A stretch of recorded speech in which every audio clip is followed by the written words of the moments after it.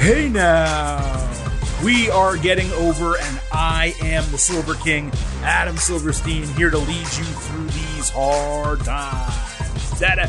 With the NXT Deadline Instant Analysis edition of your favorite professional wrestling podcast. That's right, Getting Over is back once again, and it is Saturday night, just moments after NXT Deadline. Not only NXT, but WWE's final premium live event of 2022 went off the air. And yes, the Silver King is here, as always, to break down every single thing that went down on the show. Now, given this is an instant analysis edition of the Getting Over Wrestling podcast, we try not to waste any time off the top. So allow me to quickly remind you that this show is all about Defiance. So please head on over to Apple Podcasts and Spotify.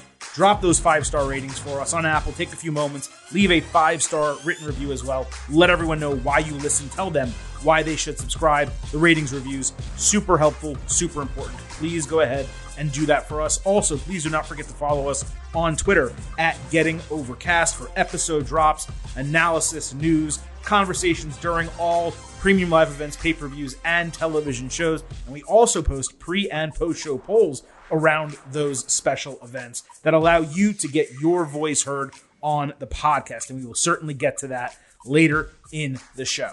Normally, this is the part of the show for these special instant analysis podcasts where I crack open a cold one. I enjoy a adult beverage, if you will. But unfortunately, given I am the only one speaking tonight, there is no vintage Chris Vanini joining for this instant analysis. There's not really an opportunity for me to pause that often and take a swig. Therefore, I'll just let you know the drink I will be having once this show concludes while I actually edit this edition of the Getting Over Wrestling podcast. And that will be a Kentucky Bourbon Barrel Blueberry Wheat Beer, brand new flavor, I guess you could say, coming out of that Kentucky Brewing Company, which, by the way, if you've never had their stuff, their signature beer, the Kentucky Bourbon Barrel Ale, delicious. And they have so many different variations now. Vanilla, they have a tangerine vanilla one. I think they have a chocolate one that's dark. It's awesome. I have never had a single bad beer from that Kentucky Bourbon Barrel Company, or whatever the hell their actual name is. So if you see those on the store shelves, buy them. Don't think twice about it. Anyway, that will be consumed later while I am editing the show, so you'll know if the Silver King makes any mistakes, why that happened. But here we are just going to roll right into NXT Deadline. Of course, we gave you the ultimate preview on Thursday. On that episode, we also, of course, talked about AEW. On this past Tuesday's episode, we broke down everything that happened this past week in WWE. So be sure, listen to those episodes if you happen to miss them previously. But here, of course, we are going to be breaking down NXT Deadline, every single match on the card. We're going to review the matches. We're going to grade them. We're going to give you our predictions going forward for some NXT storylines, and then recap the entire show with a final grade for NXT Deadline. Now, what's the number one topic, I would say, coming out of NXT Deadline really is the Iron Survivor Challenge, which was a signature match, brand new stipulation match that debuted at the show. There were two of them, one for the women, one for the men. And just a quick recap of what the rules are so you understand what I'm talking about as I break it down. So the rules were like this. Each match was 25 minutes. The most falls won, so it was Iron Man match style. There were 5 wrestlers, with one wrestler entering every 5 minutes after the first two, of course, started the match. Points could come via pinfall, submission, or disqualification. And if you lost a fall, you would go into a penalty box for 90 seconds and be unable to compete. So by the basis of, the order of the match, it seemed like if you got an opportunity to be in the match earlier, that would give you a greater opportunity to score more falls. Whereas if you came in later, you would have a shorter period of time in the match, but you would be fresher. And that certainly played out as part of the storytelling for these matches over the course of the show. So the way we are going to start NXT Deadline, we usually work with the main event when we do the instant analysis, and we work, down the card, I guess is probably the best way to say it. Here, we're not going to do that because, at least for me, and it is my show, so I do get to decide how I break down NXT Deadline. For me, the main event of the show wasn't all that important. What really made the biggest impact for NXT, and I would even say the wrestling world as a whole, just because it's a brand new match type that was introduced, it was the Iron Survivor Challenge matches. So what we're going to go ahead and do is we're going to break down both of those. Then we're going to cover the 2 title matches on the show. And then there was also a women's singles match as well that we will talk about. So no more wasting time. We're getting right into the NXT Deadline instant analysis. And we're going to start the way the show started with the Women's Iron Survivor Challenge. Cora Jade, Zoe Stark, Kiana James, Roxanne Perez, and Indy Hartwell were the 5 women in this match. As I mentioned, this opened the show. Perez and Stark wrestled really well. They were the first 2 in, but they didn't get a fall until James entered third. Roxy, she took a ton of punishment. She got her head stomped on the steel steps. Then she went on a run, but Stark caught her with the Z360 for the first point. So Roxanne took the first fall, and Stark earned the first point. Jade taunted Perez upon entering fourth. So Roxy, once her door opened to the penalty box, she beat Cora's ass. Cora broke up Pop Rocks with a super kick and rolled up Kiana for the next point. Roxy tried to submit Cora while she tried to submit Zoe simultaneously, with Stark helping Jade not tap, which was a really cool spot. Hartwell entered last, fifth, with only Stark and Jade holding single points. Everyone else had 0. She quickly booted Perez in the chest and got a point. Roxy took her second time out in the penalty box. James hit the most impressive move probably of her career, hopping onto the barricade from like a running start and then immediately jumping backwards and hitting a moonsault onto Stark. Zoe gave Roxy a forearm to the face, but Perez countered the Z360 into a trap pinning combination to get her first point. Everyone at this moment in the match, except Kiana, had 1 point and there were 6 minutes left, and that is really where business picked up.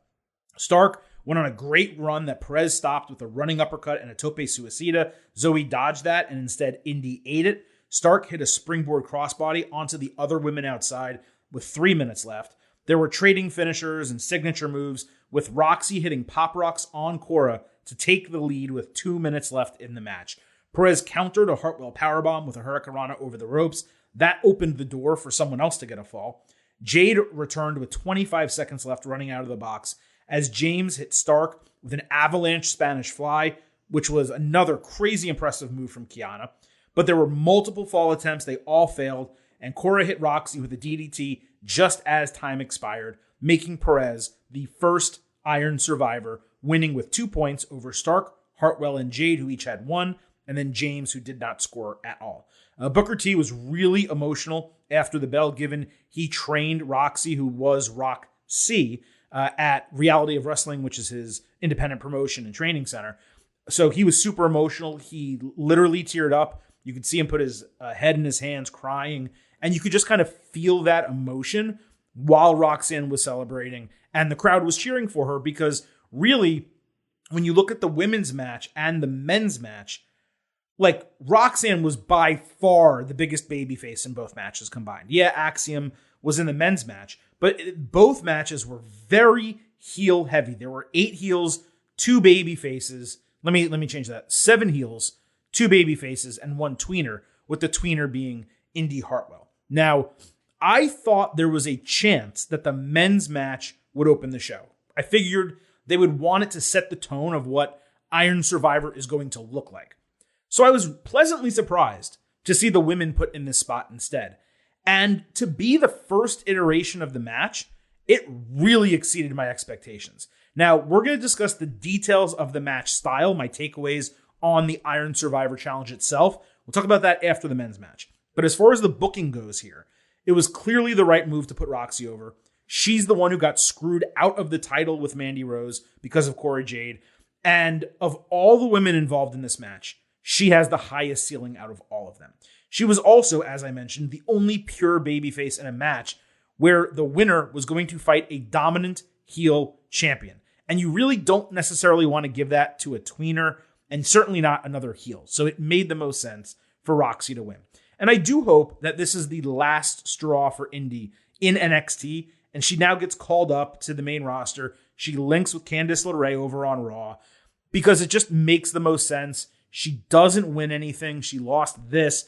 I guess theoretically, given we saw her butt heads with Mandy Rose, you could do something where Roxy doesn't win the title and then Indy becomes number 1 contender, and she's the one who beats Mandy Rose at either Vengeance Day or Stand and Deliver. But at this point, I I don't think we can wait that long for Mandy Rose to drop the title. So, yeah, I think that Roxy will probably be the one to take the championship off of Mandy Rose.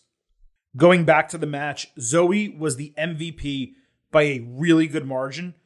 When you consider that she was the oldest competitor in this match, and then she's only 28.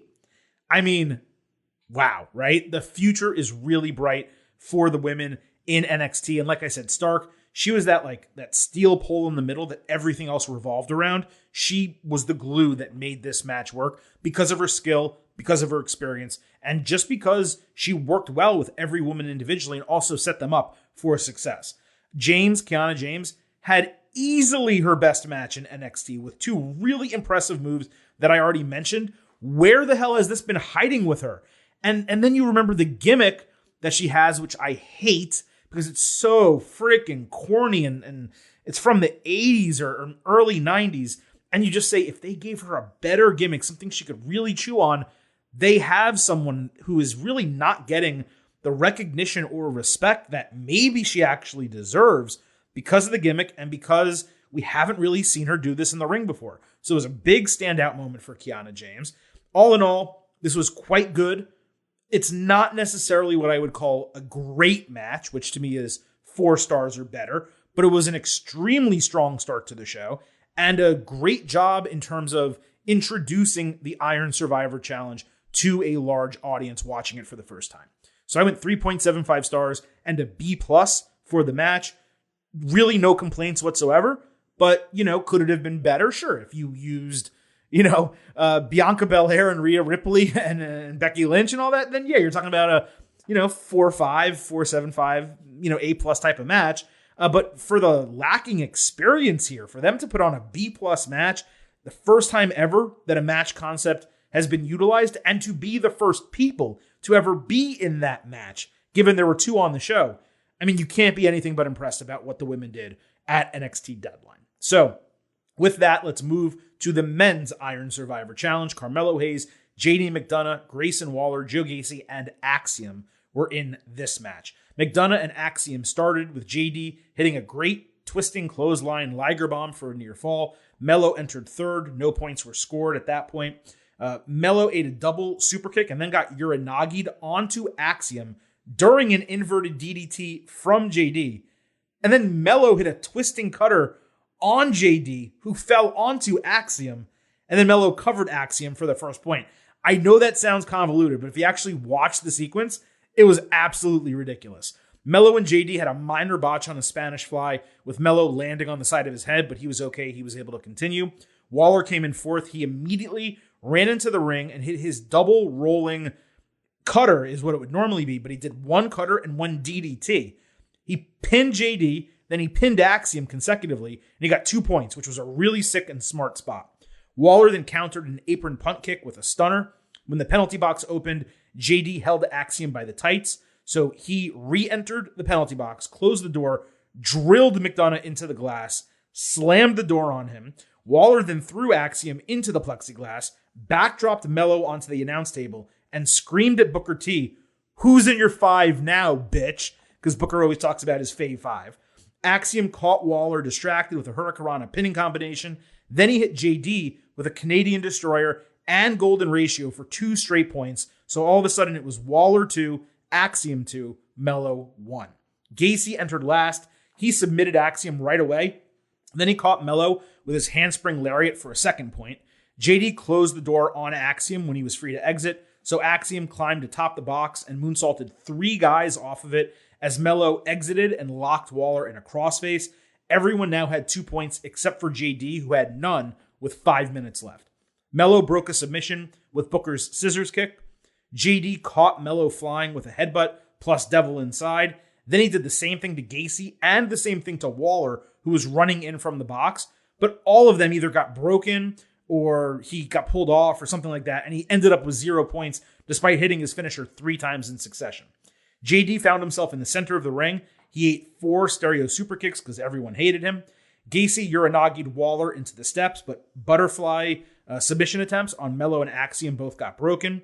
Axiom hit a springboard rotating DDT on JD, but Melo caught him with the flying leg drop broken by Waller, who then immediately covered Axiom for the third point with 30 seconds left. And then with those 30 seconds, Melo chased Waller around the ring, trying to catch him as the clock expired, with Waller winning with 3 points. Melo, Gacy, and Axiom all had 2, and JD had none. So as you can tell, based on that breakdown, this was an incredible match. Straight up top-tier wrestling, really smart storytelling. Many of the competitors utilized the rules to their advantage and considered the rules when making their decisions. There was a spot in the match where Waller was, I think, in the butterfly with Gacy, and he tapped really quickly because he wanted to get into the penalty box so he could come out of the penalty box and get more falls, which was just really, really smart storytelling.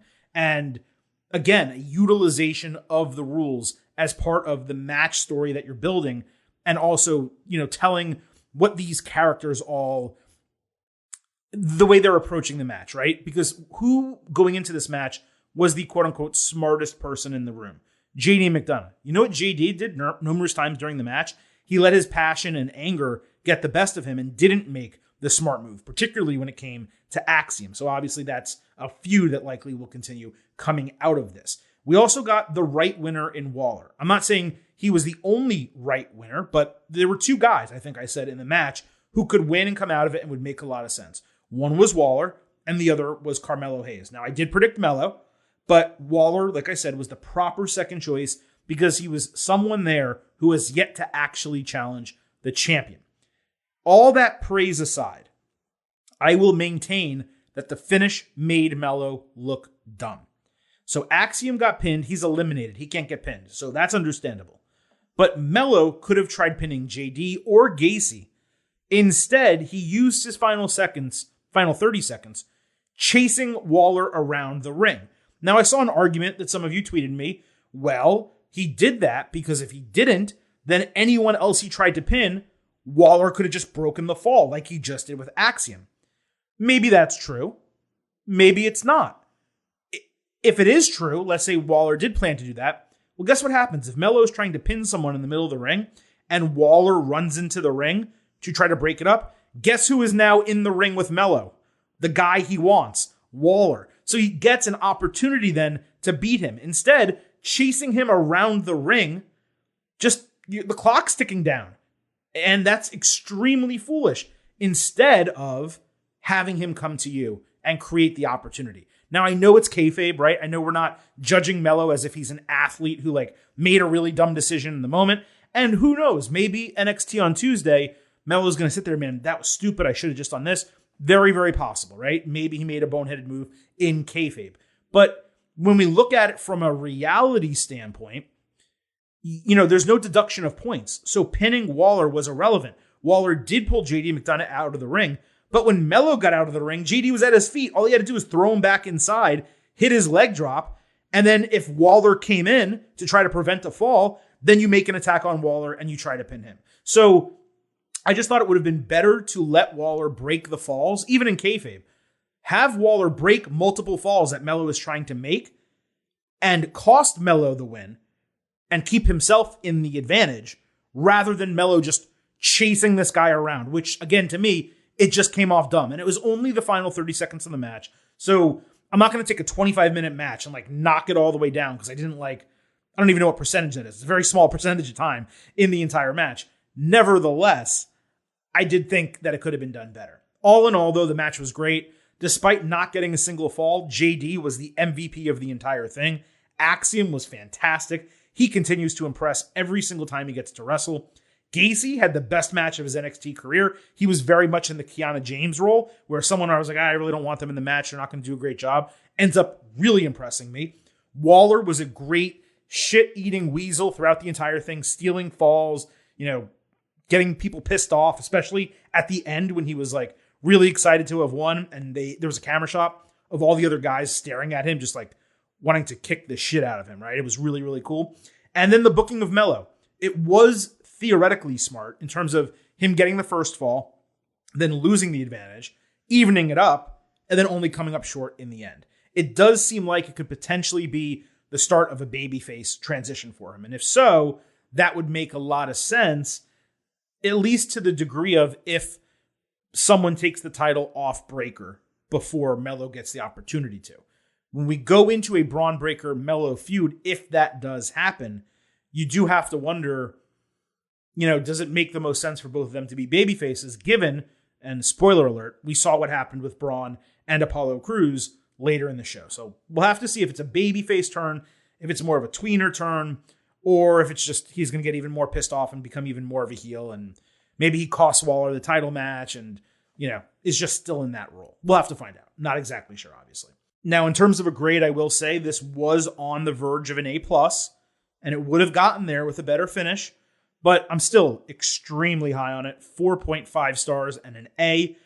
Really, the strategic storytelling, for me, took this to a higher level beyond being a culmination of spots. And there were a lot of spots in this match, but all of it was done in a way that it made complete sense within the storyline and within the strategy being put forth by numerous competitors in the match. So again, to wrap up the Iron Survivor challenges, both matches extremely good. I would say the men's match was great. It did cross that threshold.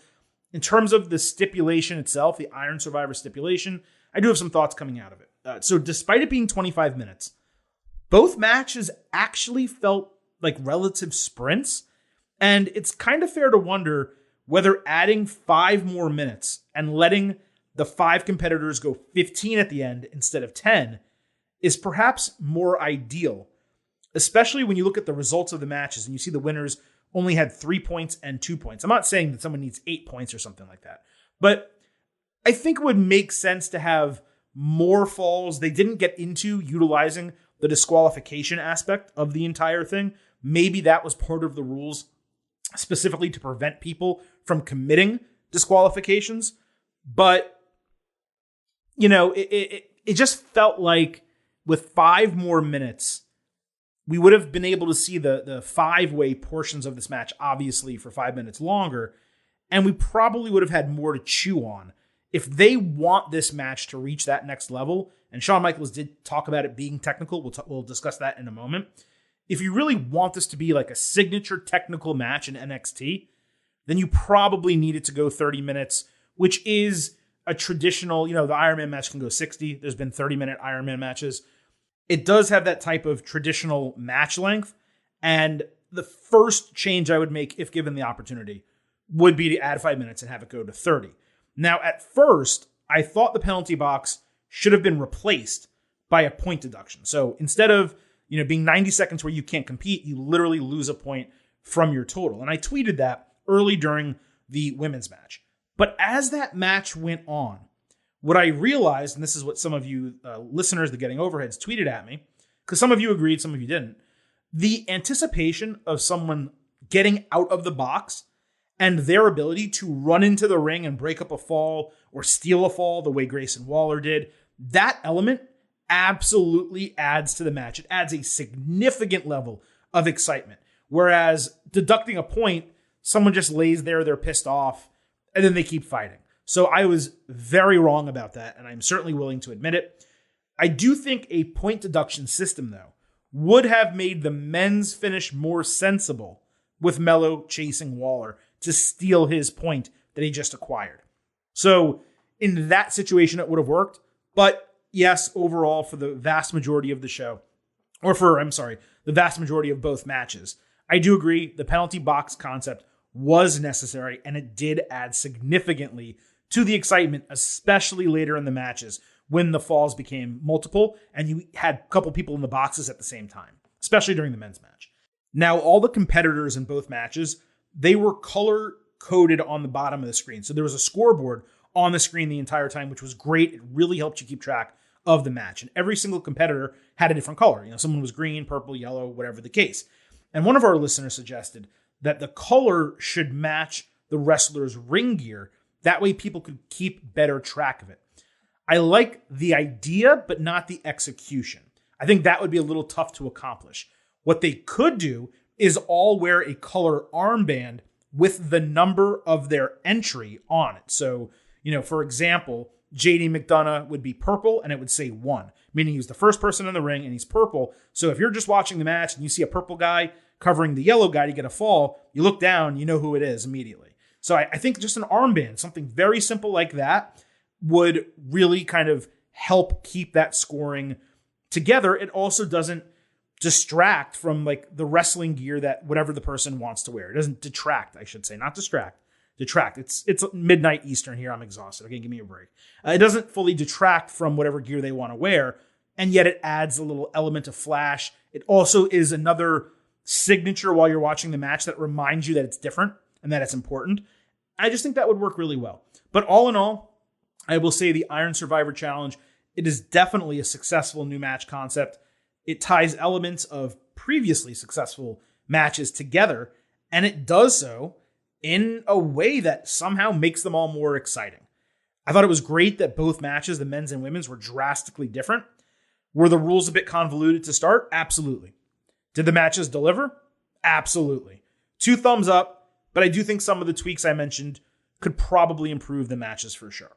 Now, I did listen to Shawn Michaels' post-show press conference, and he said on that the Iron Survivor Challenge winners will have their matches for their respective titles, the men's and women's, on New Year's Evil, which is going to be an NXT TV special, USA Network, on Tuesday, January 10th. Now, clearly they're going to try to pop a rating for the show. That's a positive. But I kind of feel like scheduling the title challengers this way kind of reduces the storytelling potential of the winners getting an advantage by deciding when they want to use their number one contenderships. I'm not saying they should be able to cash them in like Money in the Bank, because Lord knows we do not need any more of that.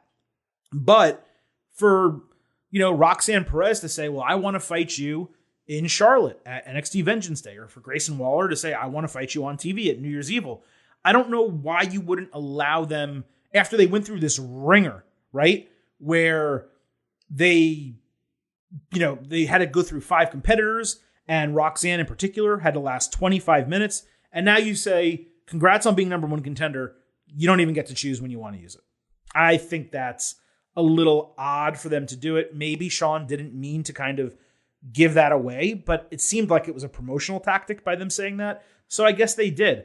Now, given the scheduling, I do expect Roxanne Perez to beat Mandy Rose on TV. And then I do expect Braun to retain the title over Waller. I don't see any way they do 2 title changes on TV in the same show. But how many times have I talked about Roxanne Perez, or any woman on the roster, Alba Fire, Roxanne Perez, Indy Hartwell, Zoe Stark. How many times have I thought Mandy Rose is going to lose the title? And at this point, you look at it and you're like, well, there's 3 events coming up where she can lose it. She can lose it at New Year's Evil on TV. She can lose it at Vengeance Day, which I believe is Saturday, February 4th. That's going to be in Charlotte, the first travel NXT premium live event since Stand and Deliver last year, and just the second since NXT Portland in 2020. So second in 3 years. Pretty crazy. You have her lose it there in front of a crowd that's paying, money. They're buying tickets to see the show. Or you hold it all the way to Stand and Deliver WrestleMania weekend. I don't think anyone could actually stand her being champion through Stand and Deliver. And I'm not saying that to be insulting to her. It's just the reign has gone on forever and everyone is exhausted of it. So I do think it has to be New Year's Evil or Vengeance Day. And it just kind of feels like she should be the one to knock off Mandy Rose at this point. Yes, she's young. I wouldn't put the title on her. I would probably have already given it previously to Alba Fire. And maybe you could let Roxy win it off her, 6 months down the line or something like that. But yeah, I'm going to go ahead and predict, I guess, if we want to use the terminology, Roxy to beat Mandy Rose at New Year's Evil. That way I can be like 0-8 on my Mandy Rose match predictions. So be it. Shawn also noted on this post-show press conference that they did make Iron Survivor, once they learned War Games was going to the main roster, they wanted a replacement type of special match for this show. And they also wanted to do a more technical match to avoid the weapons that are so heavily featured, not just in War Games, but that were featured in NXT Halloween Havoc back in October. So they wanted to do something different. And because of all that, again, I just think it was really successful. So congratulations to Shawn Michaels, NXT, and really whoever came up with that match concept, because I think a lot of people doubted it. A lot of people thought it was way too convoluted myself included. And it completely exceeded my expectations. Super fun matches. And like I said, the men's match was just fantastic. It really was. So let's move to what the actual main event of the show was. That was the NXT Championship, Braun Breaker against Apollo Crews. Braun hit a huge tope con hilo with Apollo catching him flying inside with a lifted knee. Then suddenly, Crews started like huffing and puffing. He closed his eyes, he took a deep breath, and then he opened his eyes really wide before like snapping. He hit Braun with a Death Valley driver, 3 German suplexes, a roll-up powerbomb, and 2 deadlift powerbombs for a couple near falls. Then he added a perfect frog splash for a false finish. Braun took Apollo out of the air with a spinebuster and hit a flying bulldog plus like an almighty spinebuster. Crews came back, catching Breaker with a deadlift pump power slam for a false finish, which was a great move, but no one in the crowd bought that it might end the match. They screamed at each other, and then they brawled twice before Breaker caught Crews clean with a spear to retain the title in 14 minutes. After the bell, Waller caught Breaker celebrating with his rolling cutter and posed with the title. NXT did the thing where, the little bug shows up on the bottom of the screen. You think it's over, but it's delayed, and you're like, oh, here we go, something's going to happen. And it was Waller. So you'll soon hear, when we get to the grading portion of the show, that much of this program exceeded my expectations. This did not. It was a good wrestling match with a couple nice sequences. Not one of Braun's best title defenses. Certainly not one of Apollo's best matches. And then the finish came in that really trite manner that I absolutely loathe, where 2 competitors square off and then they brawl for 30, 60 seconds, only for a finisher to quickly come. Please stop doing this shit. All wrestling companies, all wrestling brands. It's 2022. Everyone does it. New Japan, AEW, WWE main roster, NXT. Stop. If you do it once a year, okay. They do it all the freaking time. Just let a finish happen in a match. I don't understand why there's a constant need to do this, particularly in championship matches. Because of that, I found the finish to be quite anticlimactic. It was obvious what was going to happen. And for Braun to beat Apollo with a single spear after taking all of that punishment, it's like needlessly overbooking this guy. It's needlessly making him seem stronger than he needs to be, which we've already proven that he can take so much from, JD McDonough or Gunther or Tommaso Ciampa or Dolph Ziggler. He's already done this. Apollo Crews doesn't even really have an established finisher anymore because he's used 3 or 4 different ones in his career. I couldn't even pinpoint what really was the false finish in that match. And guess what? The crowd couldn't either. So I was just disappointed by the entire thing. I'm not saying it was bad. It wasn't bad. I went 3.25 stars and a B. Solid match. But, look, the whole deal with Crews snapping, that had never been established beforehand. And that's despite him being in a blood feud, literally, with Grayson Waller. If you were ever going to establish this part of his character, you would have done it in that match. Now, they probably did it in the moment to make Apollo the default heel side, quote unquote, in the match. But it seemed clear that many of the fans, like me, were just tired of Breaker being champion. And I know they wanted the final moment with Waller to end the show, but it was not a good idea to put the Men's Iron Survivor Challenge as the penultimate match with the NXT Championship following it. The Men's Iron Survivor was the best thing on the show. You could make an argument there was another title match we'll talk about in a moment. Maybe that was the best thing on the show. But the Men's Iron Survivor was the most exciting, enthralling, electric match on the entire card.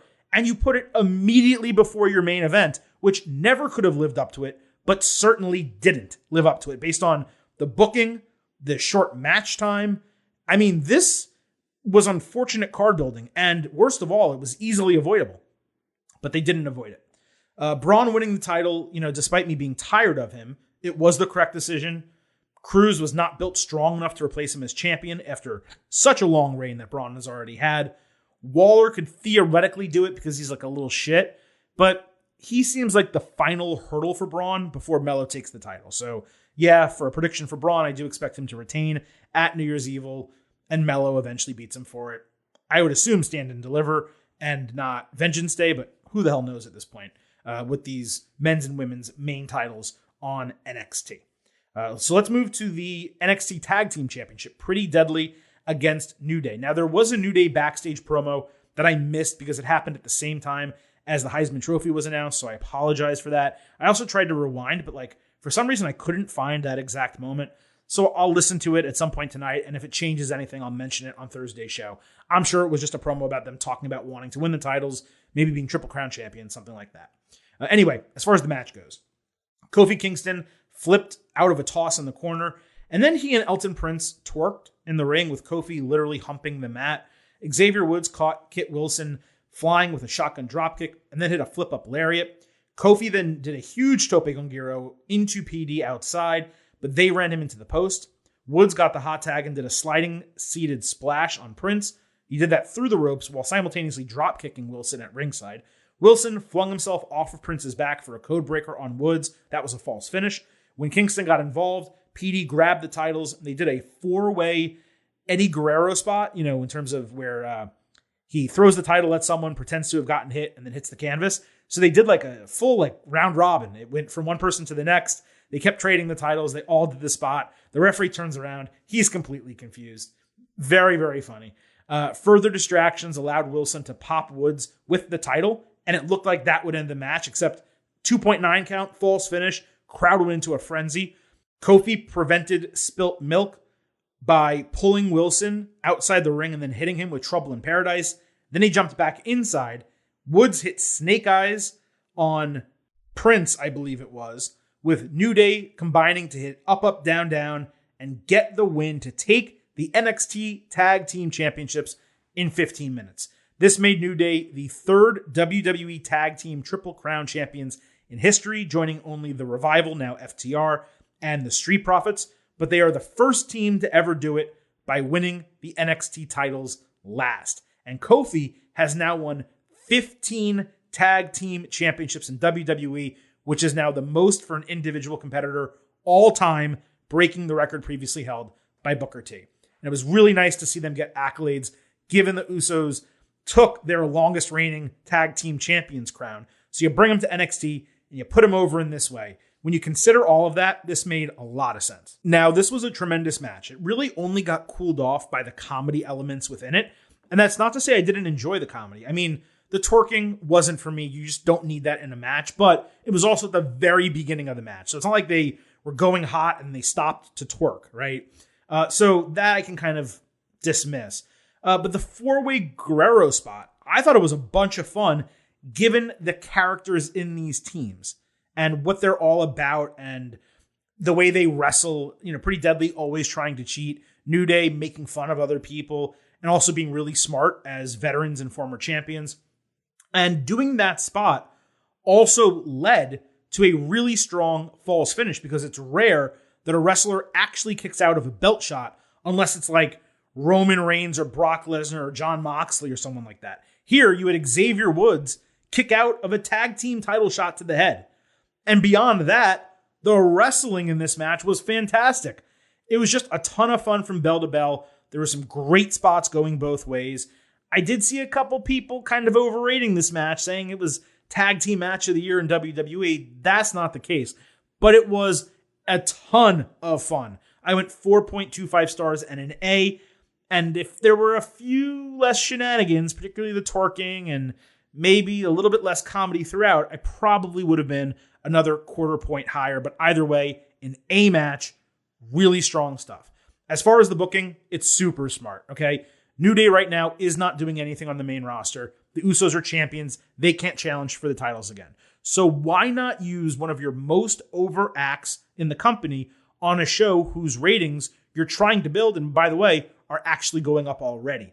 Now, I ultimately thought that PD would keep the titles, and that was my prediction on the Ultimate Preview, and I figured that would be the case because Kofi already announced himself for the Royal Rumble. But looking back on it, I'm like, I kind of hate myself for it because that was old thinking, Like Triple H is clearly more flexible than the prior regime. So he doesn't mind if people from the main roster are wrestling in NXT and perhaps become NXT champions because guess what? He'll have them wear the titles on the main roster and actually promote the third brand. And I really should have realized that when I laid this out on Thursday. Now, I do hope that New Day as champions, they don't hold it for like a month like Dolph Ziggler did. Let them go all the way to Vengeance Day with the straps. You could even make an argument for them to go to Stand and Deliver, but I cannot imagine there being a WrestleMania card again without New Day. So I would say have them take them all the way to Vengeance Day. And in terms of who beats them, it's really tough to say. Maybe a new team gets formed. You could have Indu Sure beat them for the titles because they're two really big, strong guys, and you can put over the physical element as the differential between them and smaller dudes, relatively, in Kofi Kingston and Xavier Woods. You could put the Creed brothers in that spot. You could do a triple threat where the Creeds pin Indu Sure or pin a third team and take the titles off of New Day. I think there's a lot of different things you could do, but I do hope they delay it all the way out, at least until Vengeance Day, because I don't want them to have a 30-day reign. It looks like it's bullshit. I'd rather it be a little bit more real. Now, the question is, how enthused is New Day to do this, to be in NXT? Are they reluctant to have gone down there? Will they continue showing up on SmackDown? I think they're going to. I don't think they're just going to be relegated to NXT. Now, I'll tell you this. I'm going to request on Monday an interview through WWE with Kofi Kingston or Xavier Woods, or maybe both. And if they grant it to me, I will definitely ask them. I was going to say ask you that question. I'm not asking you guys anything. I'll definitely ask them that question. But if we do get New Day on SmackDown with the tag team titles for NXT, that's a huge positive, and I think that would be a good call if Triple H, Paul Levesque allows that. Before I forget, two more things here. First, Booker T was downright hilarious during this match. Second, Kofi tagged Woods for no reason other than to let Xavier get the fall at the end of the match. And this was clearly purposeful because Woods, when he was in NXT, he nearly got cut. And now he's back a decade later and he's winning a championship. Super cool moment. It was planned, obviously, but it was sweet nonetheless. And then lastly, we had the women's singles match that I mentioned, Alba Fire against Isla Dawn. This was second on the show. Fire went for a finish early. Dawn recovered and ripped off the middle turnbuckle. Alba later hit a great Escalera cannonball outside and a step-off tornado DDT inside. Then she hit a Tope Suicida and Gory Bomb outside, plus a Swanton Bomb inside, and we're ready for the finish. Except when she goes to cover Dawn, she turns her head and sees a referee in the corner convulsing and spitting like black goo out of his mouth. By the time a new referee ran down, she only got a near fall. And then once that happened, that referee and another one went to check on the guy who's convulsing, spitting out black shit. And Isla Dawn throws Alba Fire neck first into the ropes, runs her into the exposed turnbuckle, and hit her like sling blade finisher, which she really needs a better finisher, to get the win in 10 minutes. Now, maybe I missed it, but what seemed to be absent here was an explanation for the referee getting sick. Now, if Dawn had touched him or spit mist in his face or like waved her hand and done some voodoo magic or witchcraft or whatever the case, that would have played better. And maybe I did miss it, so I'm going to go back and watch it because I can't rewatch the entire show twice before I do the instant analysis. But I didn't see anything like that. And if they had added that, then I would have said, oh, okay, so they're really giving her real supernatural stuff, right? But what I will say is the goal here, at least I assume, was for Alba to go out on her back and put Isla over and to do it without her getting pinned clean. And that was accomplished. On top of that, I thought we got a damn good wrestling match too. Slight downgrade for the finish, but I still went 3.25 stars and a B. So we had two matches on the show that were 3.25 stars. We had 4.25 A for the Tag Team Championship title change. We had 3.75 stars for the Women's Iron Survivor Challenge and 4.5 stars and an A for the Men's Iron Survivor Challenge. And I recap all of that for you because the next part of the show, we move into our final grades for NXT Deadline. Now, first, let me give you a refresher on what my pre-show grade was, and I'll also share what your pre-show grade, the Getting Overheads, you guys got an opportunity to vote on our Twitter account at Getting Overcast. So my grade was a flat B. Thought it would be a good show. I was concerned about the match concept for Iron Survivor, and I didn't really think the title match between Braun Breaker and Apollo Crews, I thought it would be a good match, but I didn't think there was a strong story behind it. I wasn't enthused and excited about it. And you listeners seem to agree. 12% of you came in with an A, 69% with a B, 17% C, 2% D to F.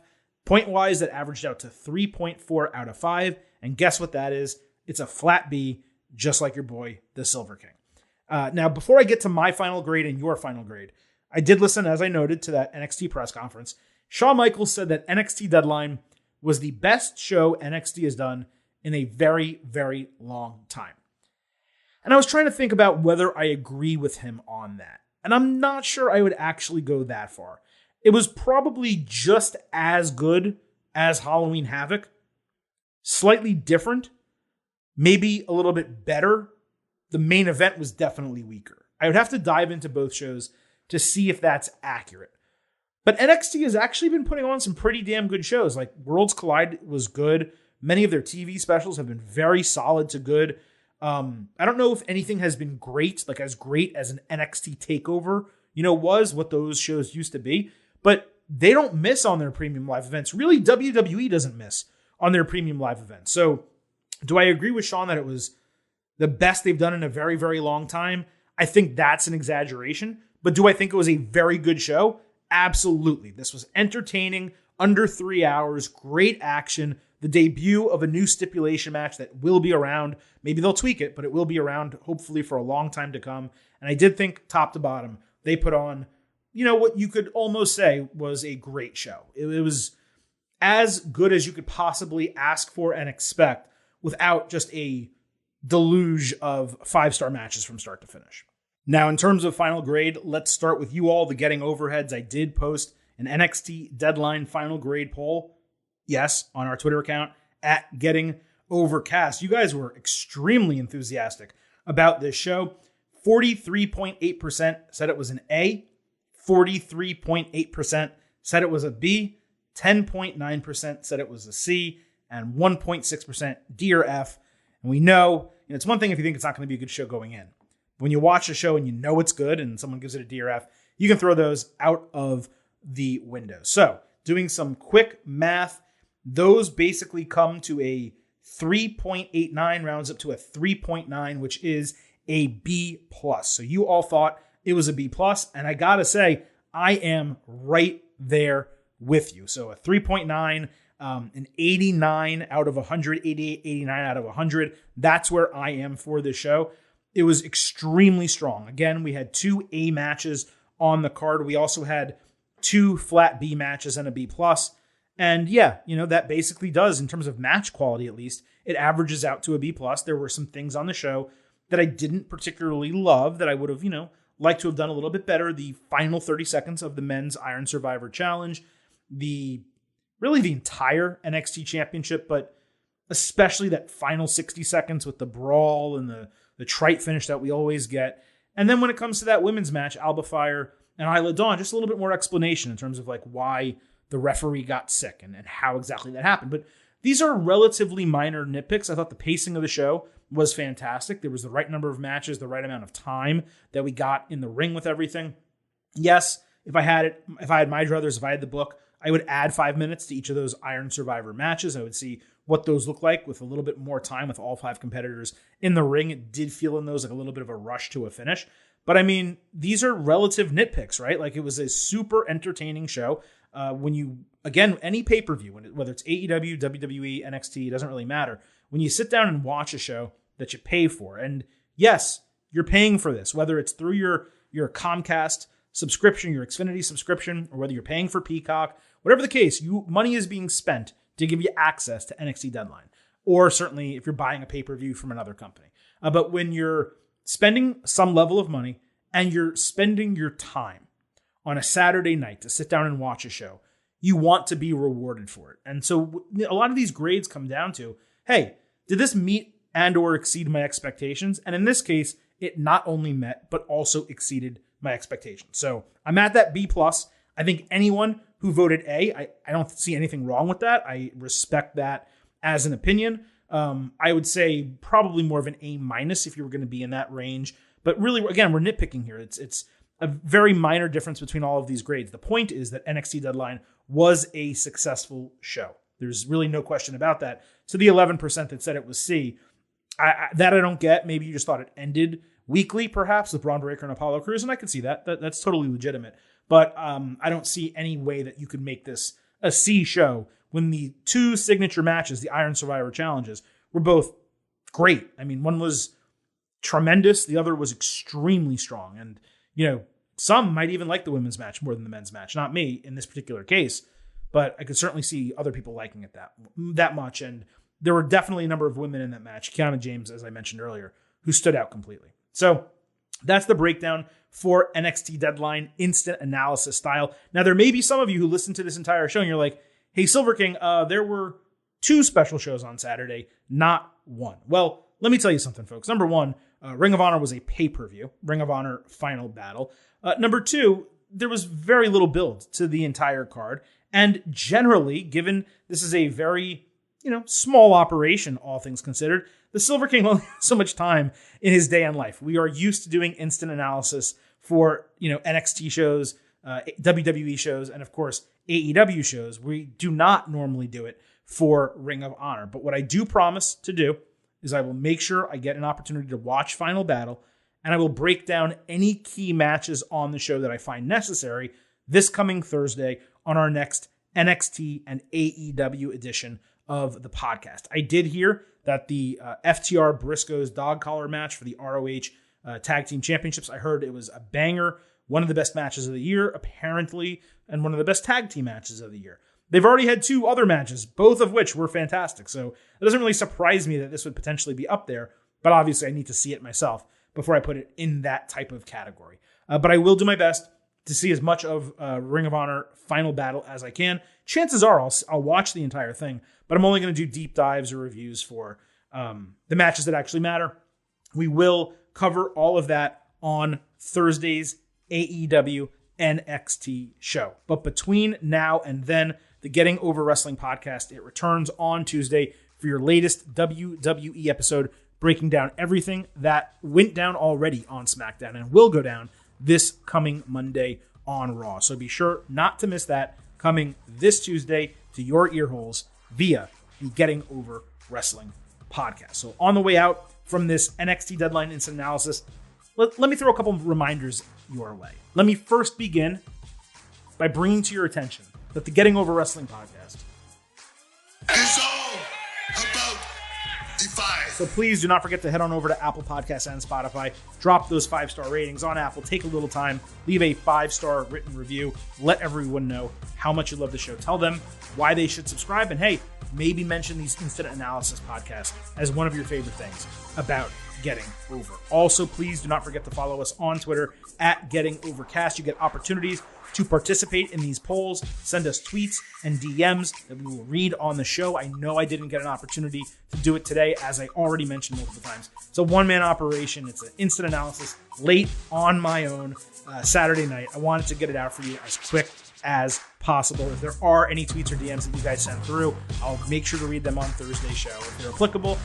But if not, please know that they were read. I responded to a few of you best I could, but you certainly are not being ignored. And anyone who wants to send in tweets, DMs, questions, comments, whatever the case for next week's shows, WWE, NXT, AEW, please feel free. I will do my best to get them on the air. But in addition to sending us that stuff, participating in the polls every single time we drop a new episode, we do it first on Twitter. We let that audience know. And we also tweet about wrestling news all week. So again, follow us on Twitter at Getting Overcast. And that is it for the Silver King this evening. Thank you all once again for joining the latest instant analysis edition of the Getting Over Wrestling podcast. At this point, it is time for me to sign off and leave you with just 3 final words. Bye for now.